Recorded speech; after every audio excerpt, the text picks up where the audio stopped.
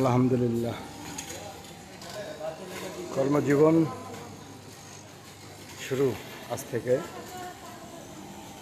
প্রায় 9 দিন ছুটির পরে আজকে কর্মস্থলে উপস্থিত হইলাম।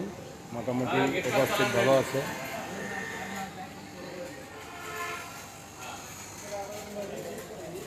দোয়া করবেন সবাই, যাতে সবার সাথে সুসম্পর্ক থাকে, ভালো মতো কাজ করতে পারি এবং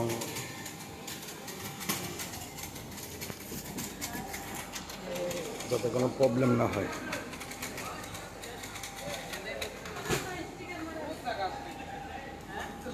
আজকে প্রথম দিন, খোলার দিন, কাম শুরু করলাম। দোয়া করবেন ইনশাআল্লাহ।